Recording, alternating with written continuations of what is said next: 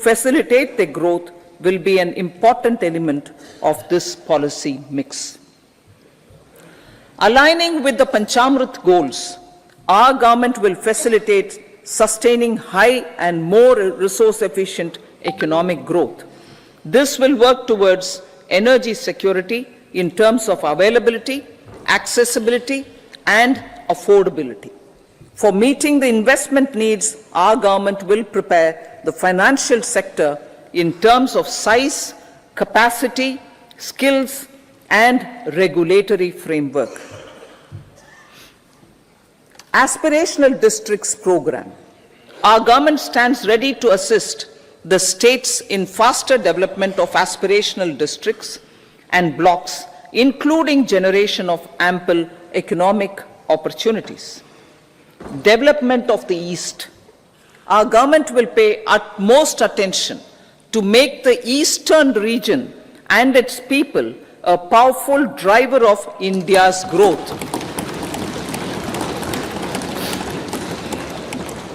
PM Awas Yojana Gramin. Despite the challenges due to COVID, implementation of PM Awas Yojana Gramin continued, and we are close to achieving the target of 3 crore houses.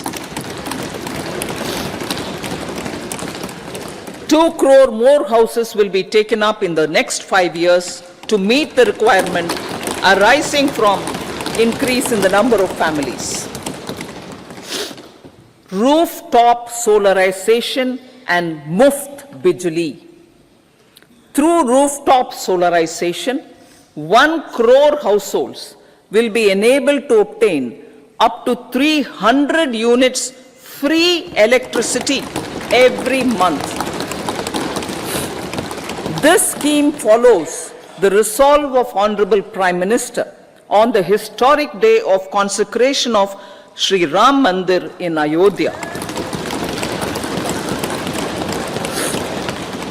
Following benefits are expected. Savings up to 15 to 18,000 rupees annually for households from free solar electricity and selling the surplus to the distribution companies. Charging of electric vehicles. Entrepreneurship opportunities for a large number of vendors for supply and installation. Employment opportunities for the youth with technical skills in manufacturing, installation, and maintenance. Housing for middle class. Our government will launch a scheme to help deserving sections of the middle class, and I quote from Honorable Prime Minister's words, living in rented houses or slums or chawls and unauthorized colonies, unquote, to buy or build their own houses. Medical colleges. Several youth are ambitious to get qualified as doctors. They aim to serve our people through improved healthcare services. Our government plans to set up more medical colleges by utilizing the existing hospital infrastructure under various departments. A committee for this purpose will be set up to examine the issues and make relevant recommendations. Cervical cancer vaccination. Our government will encourage vaccination for girls in the age group of 9 to 14 years for prevention of cervical cancer. Maternal and child health care. Various schemes for maternal and child care will be brought under one comprehensive program for synergy in implementation. Upgradation of Anganwadi centers under Saksham Anganwadi and Poshan 2.0 will be expedited for improved nutrition delivery, early childhood care, and development. The newly designed U-Win platform for managing immunization and intensified efforts of Mission Indradhanush will be rolled out expeditiously throughout the country. Ayushman Bharat. Healthcare cover under Ayushman Bharat scheme will be extended to all ASHA workers, to all Anganwadi workers and helpers.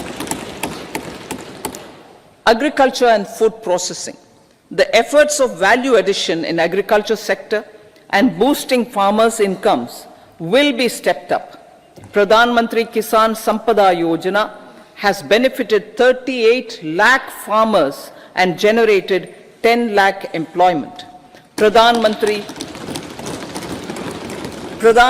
Formalization of Micro Food Processing Enterprises Yojana has assisted 2.4 lakh SHGs and 60,000 individuals with credit linkages. Other schemes are complementing the efforts for reducing post-harvest losses and improving productivity and incomes. For ensuring faster growth of the sector, our government will further promote private and public investment in post-harvest activities, including aggregation, modern storage, efficient supply chains, primary and secondary processing and marketing and branding. Nano DAP. After the successful adoption of nano urea, application of nano DAP on various crops will be expanded in all agroclimatic zones. Atmanirbhar Oil Seeds Abhiyan. Building on the initiative announced in 2022, a strategy will be formulated to achieve Atmanirbharta for oil seeds such as mustard, groundnut, sesame, soya bean, and sunflower. This will cover research for high-yielding varieties, widespread adoption of modern farming techniques, market linkages, procurement, value addition, and crop insurance. Dairy development.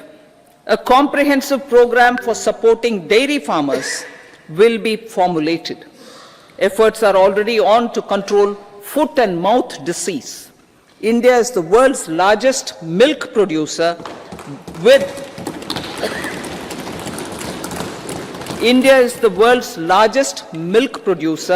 but with low productivity of milch animals. The program will be built on the success of existing schemes such as Rashtriya Gokul Mission, National Livestock Mission, and infrastructure development funds for dairy processing and animal husbandry. Matsya Sampada. It was a government which set up a separate department for fisheries, realizing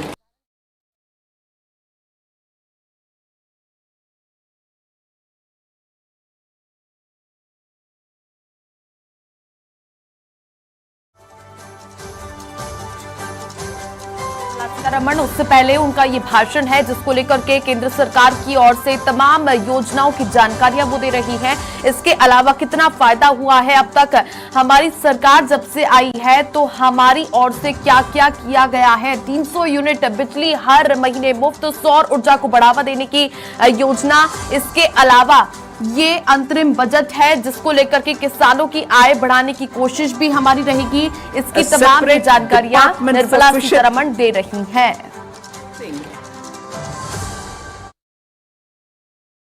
वहीं पर जिस तरह से देश को ज्यादा से ज्यादा रोजगार के अवसर हमारी ओर से दिए गए हैं, वहीं पर दूसरी ओर 300 यूनिट बिजली हर महीने मुफ्त हमारी ओर से दी जाएगी। हर घर जल सभी के बिजली, गैस, वित्तीय सेवाएं और बैंक अकाउंट खोलने को लेकर के भी उन्होंने बात की है। यानी मूलभूत आवश्यकताओं को पूरा करना हमारा फोकस रहा है और जो हमारा मिशन है आत्मनिर्भर भारत बनाना, सशक्त करना हर एक व्यक्ति को, चाहे युवा वर्ग हो, महिला हो, किसान हो, नौकरी पेशा वर्ग है, इनके लिए भी तमाम केंद्र सरकार की ओर से हर वो कोशिश की गई है इन बजट के द्वारा और जिस तरह से, क्योंकि ये अंतरिम बजट है, आम चुनाव होने हैं, उससे पहले ये फाइनल बजट जो दिया जाएगा, जिसको लेकर के करीब 3 से 4 महीने का लेखा जोखा इस बजट में है, जिसको लेकर के किसान वर्ग हो गया, महिलाएं हो गई, उन सभी पर पूरा फोकस रखा गया है। युवाओं को भी ध्यान में रख करके ये पूरी जानकारी देते हुए नजर आ रही है। आयुष्मान भारत योजना से भी लाभ हुआ है। 9 से करीब 14 साल की लड़कियों को मुफ्त में टीका भी लगेगा और इससे पहले कई ऐसी योजनाएं हैं जिनका लाभ हर वर्ग तक पहुंचा है। इन सभी की जानकारी निर्मला सीतारमण ने दी है। वहीं पर प्रधानमंत्री आवास योजना के बारे में भी उन्होंने जानकारी दी कि 2 करोड़ घर और भी हमारी ओर से बनाए जाएंगे और 20 मिनट तक केंद्र सरकार की योजनाओं के लिए जो तमाम वो जानकारियां देते हुए दिखाई दी हैं, जिसको लेकर कि अगले 5 सालों में ग्रामीण जो इलाके हैं जो अभी तक डेवलप्ड नहीं हो पाए हैं, उनको भी 2 करोड़ घर दिए जाएंगे और भी नए घर बनाए जाएंगे, जिससे प्रधानमंत्री आवास योजना है उसको और बढ़ावा मिलेगा। इसके अलावा कई ऐसी चुनौतियां हैं। जब 2014 से पहले, जब 2014 में सरकार बनी थी, केंद्र की सरकार, मोदी सरकार, उसके बाद में हमारा लक्ष्य था कि किसी न किसी तरीके से आत्मनिर्भर और सशक्त ये भारत बनाया जाए और इसी कड़ी में जिस तरह से सरकार ने कई सारे व्यापक यहाँ पर लोगों के लिए अवसर भी तलाश किए। 2014 में जिस तरह की चुनौतियां देखने को मिली, उसका सामना करके भी जनहितैषी योजनाएं हम लेकर के आए। किसान से लेकर महिलाओं और युवाओं पर हमने पूरा जोर दिया है और जिस तरह से ग्रामीण विकास के लिए योजनाओं को लागू किया गया। 4 करोड़ किसानों को पीएम फसल योजना जो बीमा है उसका भी लाभ मिला है। आम लोगों के जीवन में बदलाव लाने के लिए जो प्रयास किया गया है, उन पर पूरी तरीके से कोशिश हमारी रही है। हाउसिंग पावर, वाटर हर घर तक पहुंचाने के लिए गरीब, महिला, युवा, किसानों पर जोर। इसको लेकर के पहले भी वित्त मंत्री निर्मला सीतारमण ने, जब आपको याद होगा कि पिछले बजट की बात की गई थी, तो आज से पहले की यदि बात की जाए तो हर बजट में आप देखेंगे किसानों को पूरा फोकस रहा है इसका लाभ पहुंचाने का, महिलाओं के लिए भी, और देश को रोजगार में ज्यादा से ज्यादा अवसर कैसे मिले किसानों के लिए एमएसपी के जरिए जो सबसे ज्यादा यहाँ पर फायदा हो, उसको भी पूरा ध्यान रखा गया। योजना से जो पीएम की किसान योजना है उसको लेकर के भी चर्चा उन्होंने की है।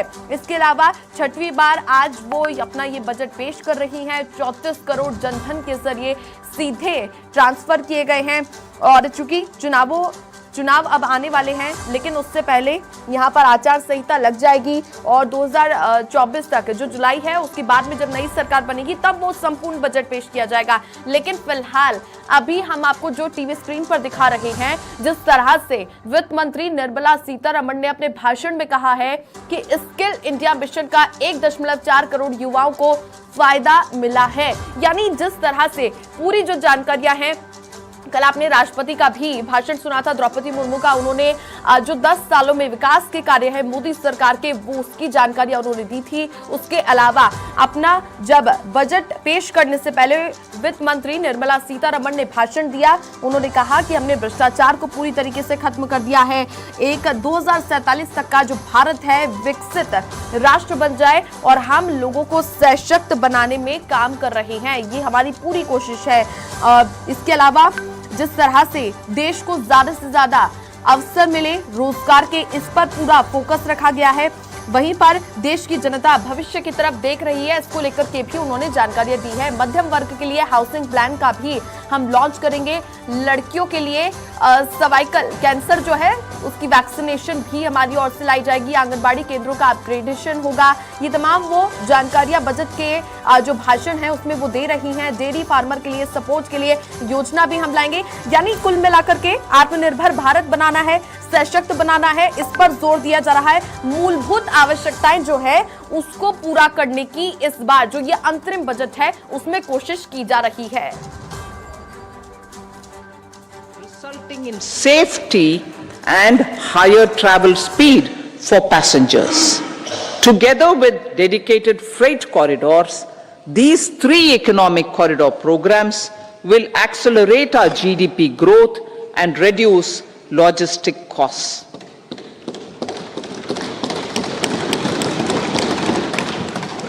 40,000 normal rail bogies will be converted to Vande Bharat standards to enhance safety convenience and comfort of passengers. Aviation sector.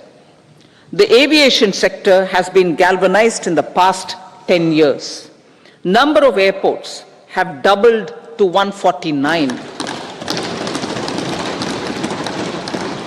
Rollout of air connectivity to Tier 2 and Tier 3 cities under UDAN scheme has been widespread.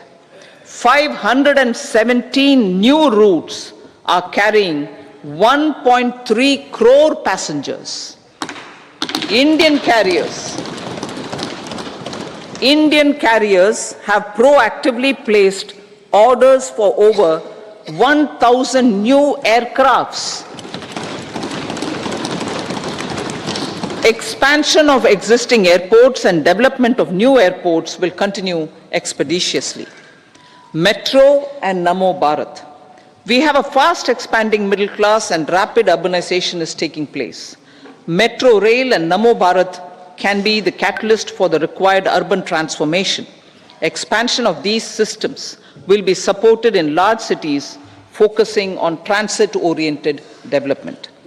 Green energy. Towards meeting our commitment for net zero by 2070, the following measures will be taken. Viability gap funding will be provided for harnessing offshore wind energy, potential for initial capacity of 1 gigawatt.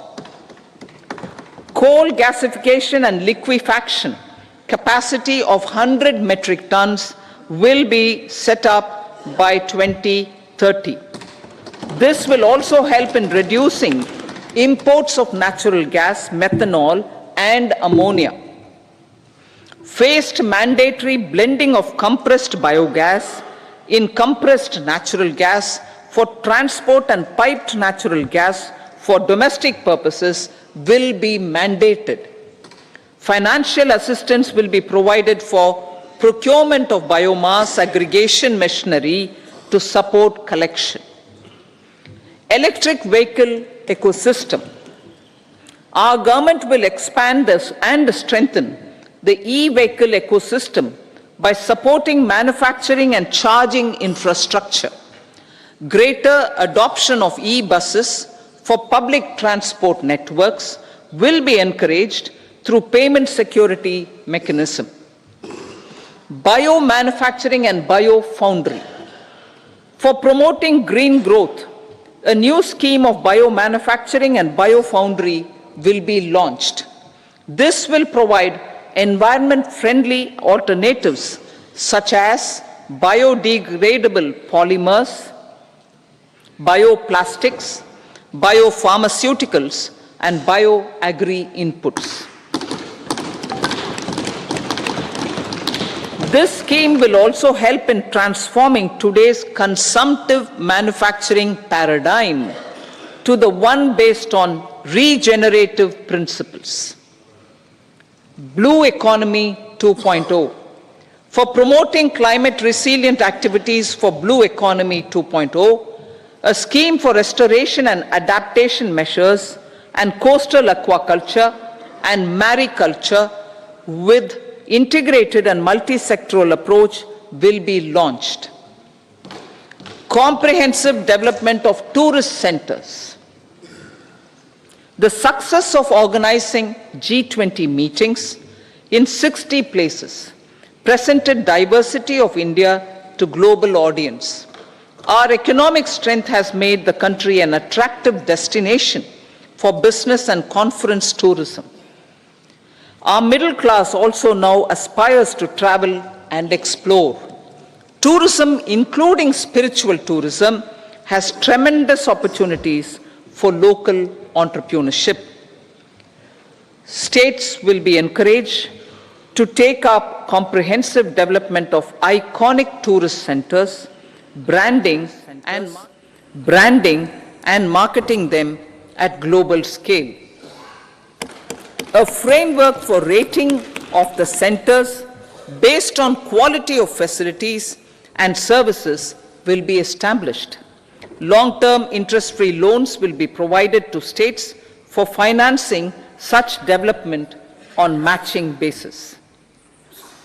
To address the emerging fervor for domestic tourism, Honorable Speaker, sir, projects for port connectivity, tourism infrastructure, and amenities will be taken up on our islands, including Lakshadweep. This will help in generating employment also. Promoting investments. The FDI inflow during 2014 to 23 was 596 billion US dollars, marking a golden era. That is twice the inflow during 2005 to 14. For encouraging sustained foreign investment, we are negotiating bilateral investment treaties with our foreign partners in the spirit of First Develop India. FDI is First Develop India. Reforms in the states for Vikasit Bharat. Many growth and development enabling reforms are needed in the states for realizing the vision of Vikasit Bharat. A provision of 75,000 crore rupees as 50-year interest-free loan is proposed this year to support those milestone-linked reforms by the state governments. Societal changes. The government will form a high-powered committee for an extensive consideration of the challenges arising from fast population growth and demographic changes. The committee will be mandated to make recommendations for addressing these challenges comprehensively in relation to the goal of Vikasit Bharat. Amrit Kal as Kartavya Kal. Our government stands committed to strengthening and expanding the economy with high growth and to create conditions for people to realize their aspirations. Honorable Prime Minister in his Independence Day address to the nation in the 75th year of our Republic said, and I quote, "We commit ourselves to national development with new inspirations, new consciousness, new resolutions as the country opens up immense possibilities and opportunities. It is our Kartavya Kal." Unquote. Every challenge of the pre-2014 era was overcome through our economic management and our governance. These have placed the country on a resolute path of sustained high growth. This has been possible through right policies, true intentions, and appropriate decisions. In the full budget in July, Honorable Speaker, our government will present a detailed roadmap for our pursuit of Vikasit Bharat.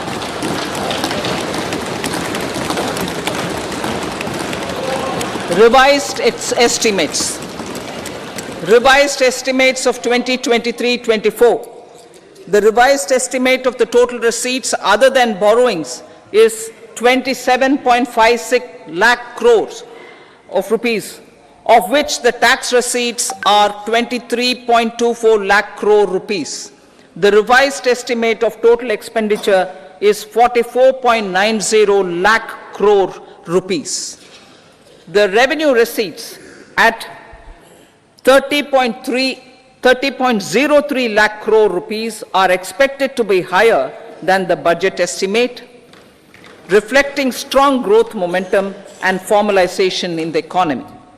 The revised estimate of the fiscal deficit is 5.8% of GDP, improving on the budget estimate, notwithstanding moderation in the nominal growth estimates. Budget estimates for 2024-25. Coming to the year 2024-25, the total receipts other than borrowings and total expenditure are estimated at 30.80 and 47.66 lakh crore rupees respectively. The tax receipts are estimated at 26.02 lakh crore rupees. The scheme of 50-year interest-free loan for capital expenditure to states will be continued this year with an outlay of 1.3 lakh crore rupees. We continue on the path of fiscal consolidation, as announced in my budget speech of 2021-22, to reduce fiscal deficit below 4.5% by 25-26. The fiscal deficit in 2024-25 is estimated to be 5.1% of GDP, adhering to that path. So the gross and net market borrowings through dated securities during 24-25 are estimated at 14.13 lakh crore rupees and 11.75 lakh crore respectively. Both will be less than that in 23-24. Now that the private investments are happening at scale, the lower borrowings by the central government will facilitate larger availability of credit for the private sector. Vote on account. I'll be seeking vote on account approval of the Parliament through the appropriation bill for a part of the financial year 2024-25. I will now move to part B. Honorable Speaker, sir, over the last 10 years, the direct tax collections have more than trebled and the return filers swelled 2.4 times. I would like to assure the taxpayers that their contributions have been used wisely for the development of the country and welfare of its people. I appreciate the taxpayers for their continued support. The government has reduced and rationalized tax rates. Under the new tax scheme, there is now no tax liability for taxpayers with income up to 7 lakh rupees, up from 2.2 lakh rupees in the financial year 2013-14. The threshold for presumptive taxation for retail businesses was increased from 2 crores to 3 crores. Similarly, the threshold for professionals eligible for presumptive taxation was increased from 50 lakh rupees to 75 lakh rupees. Also, corporate tax rate was decreased from 30% to 22% for existing domestic companies and to 15% for certain new manufacturing companies. Honorable Speaker, sir, in the last 5 years, our focus has been to improve taxpayer services. The age-old jurisdiction-based assessment system was transformed with the introduction of faceless assessment and appeal, thereby imparting greater efficiency, transparency, and accountability. Introduction of updated income tax returns, a new Form 26AS, and pre-filling of tax returns have made filing of tax returns simpler and easier. Average processing time of returns has been reduced from 93 days in the year 2013-14 to a mere 10 days this year, thereby making refunds faster. Indirect taxation.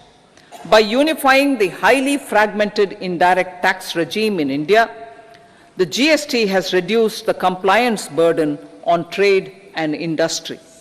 The industry has acknowledged the benefits of GST. According to a recent survey conducted by a leading consulting firm, 94% of industry leaders view the transition to GST as largely positive.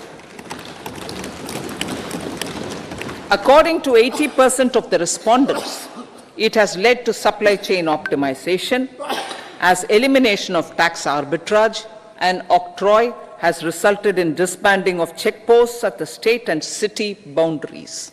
At the same time, tax base of GST more than doubled, and the average monthly gross GST collection has almost doubled to 1.66 lakh crores this year. States too have benefited states' SGST revenue, including compensation released to states in the post-GST period of 2017-18 to 2022-23, has achieved a buoyancy of 1.22. In contrast, the tax buoyancy of state revenues from subsumed taxes in the pre-GST four-year period of 2012-13 to 2015-16 was a mere 0.72. The biggest beneficiaries are consumers, as reduction in logistic cost and taxes have brought down prices of most goods and services. We have taken a number of steps in customs to facilitate international trade. As a result, the import release time declined by 47% to 71 hours at inland container depots, by 28% to 44 hours at air cargo complexes, and by 27% to 85 hours at seaports over the last 4 years since 2019, when the national time release studies were first acted. Tax proposals.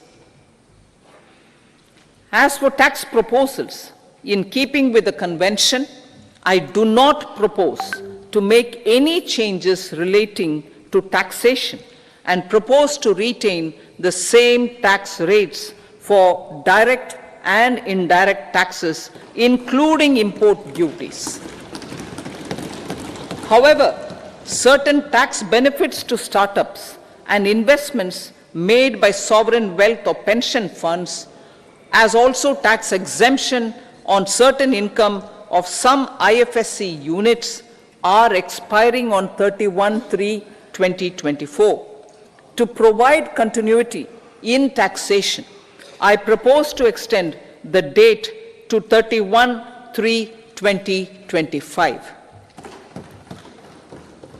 Moreover, in line with the government's vision to improve ease of living and ease of doing business, I wish to make an announcement to improve taxpayers' services.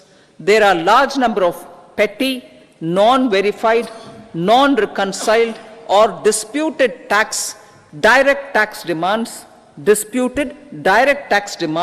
many of them dating as far back as 1962, which continue to remain on the books, causing anxiety to honest taxpayers and hindering refunds of subsequent years. Honorable Speaker, sir, I propose to withdraw such outstanding direct tax demands up to 25,000 rupees pertaining to the period up to financial year 2009-10 and up to 10,000 rupees for financial years 2010-11 to 2014-15. This is expected to benefit about 1 crore taxpayers. 1 crore taxpayers would benefit out of this. Economy then and now. In 2014, when our government assumed the reins, the responsibility to mend the economy step by step and to put the governance systems in order was enormous. The need of the hour was to give hope to the people, to attract investments, and to build support for the much needed reforms. The government did that successfully, following our strong belief of nation first. The crisis of those years has been overcome, and the economy has been put firmly on a high, sustainable growth path with all-round development. It is now appropriate to look at where we were then. I repeat, it is now appropriate to look at where we were then till 2014 and where we are now, only for the purpose of drawing lessons from the mismanagement of those years. The government will lay a white paper on table of the House.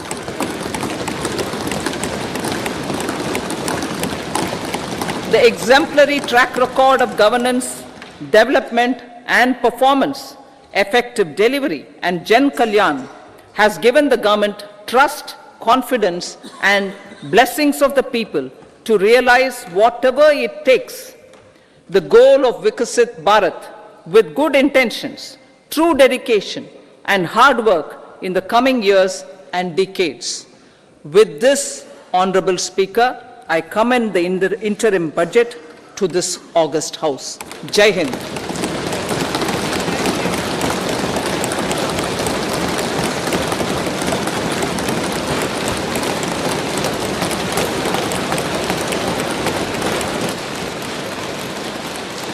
Item number 2 Shrimati Nirmala Sitharaman ji.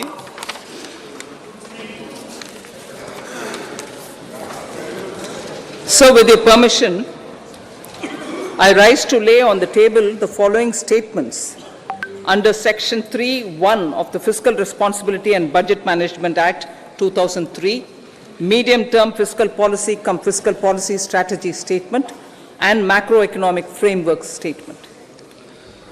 Item number 3 Shrimati Nirmala Sitharaman ji. Sir, with your permission, I rise to move for leave to introduce the Finance Bill 2024. प्रश्न ये है कि विधेयक को पुनर्स्थापित करने की अनुमति प्रदान की जाए। जो सदस्य इसके पक्ष में हाँ कहें, जो सदस्य विरोध में ना कहें। मेरे विचार में निर्णय हाँ वालों के पक्ष हुआ, हाँ वालों के पक्ष हुआ। माननीय मंत्री जी विधेयक को पुनर्स्थापित करें। So, I introduce the bill. सभा की कार्रवाई शुक्रवार दिनांक 2 फरवरी 2024 को प्राप्त 11 बजे तक के लिए स्थगित की जाती है।